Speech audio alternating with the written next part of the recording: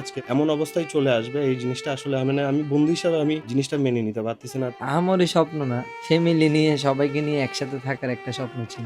নিজের জন্য চিন্তা না করেও সে সবসময় কি আরেকজনের জন্য দৌড়াদৌড়ি করার চেষ্টা করছে।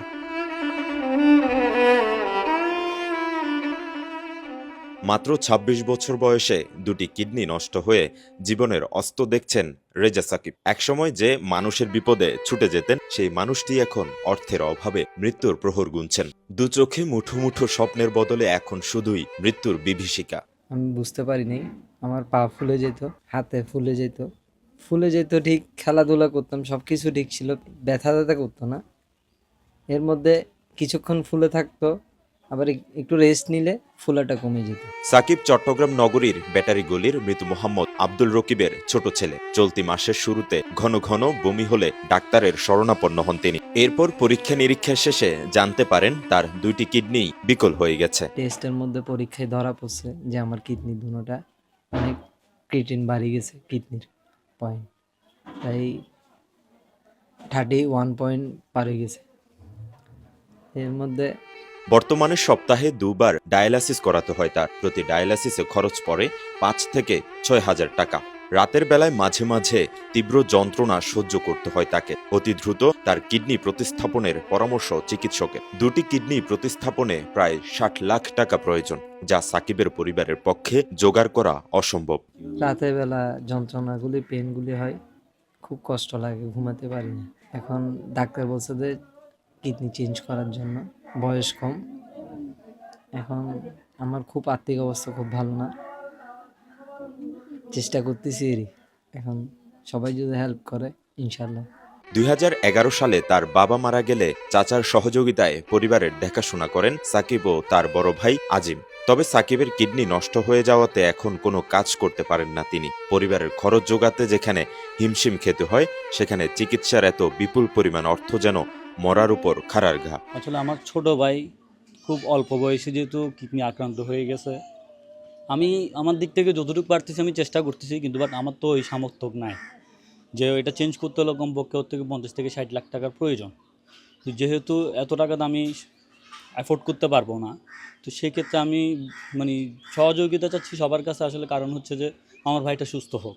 যেরকম পারি ওরকমই সবসময় ওদেরকে মানসিক সাপোর্ট, তারপর টাকা পয়সার দিকে সাপোর্ট, যেরকম পারে আমি নিজে চেষ্টা করি দেওয়ার জন্য। এবং এখনও চেষ্টা করি যে যাতে ওরা মনে করেন মানসিক দিকে, টাকা পয়সার দিকে সাপোর্টটা আমার থেকে যেরকম আমি পারবো ওরকমই দিব।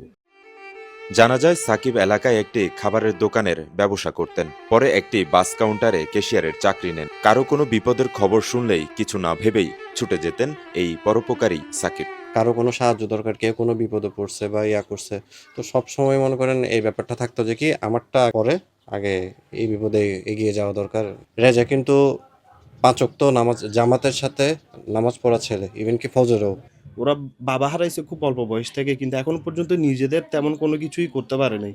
মানুষের জন্য যতটুকু সম্ভব সবসময় ও সাহায্য সহযোগিতা যতটুকু পারছে, বন্ধু বান্ধবের জন্য, আত্মীয় স্বজনের জন্য, পাড়াপড়শির জন্য, সবসময় ও মানবিক কাজে সবসময় মারাত্মক একটা ভূমিকা রাখছে। ব্যবসা চলা অবস্থায়ও সে দোকান যেরকমই আছে এরকম খোলা রেখে সে সবসময় বলতো আমার আল্লাহর উপর ভরসা আছে, দোকান আমি আল্লাহর দায়িত্বে ছেড়ে দিয়ে যাচ্ছি, আমার আল্লাহ যা খুশি তা করবে।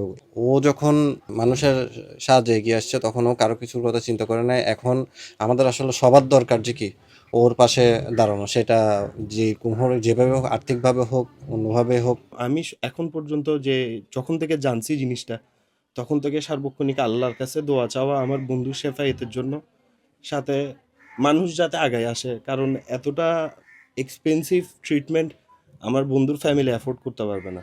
সাকিবের মাঝে মাঝে হাত পা ফুলে যেত।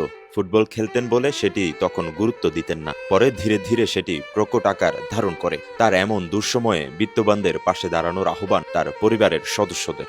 ফাইন্যান্সিয়াল আমাদের এফোর্টটা তো ভালো না, যার কারণে আমরা ওকে ডাক্তার যেভাবে বলছে ওভাবে ট্রিটমেন্টটা দিতে পারতেছি না।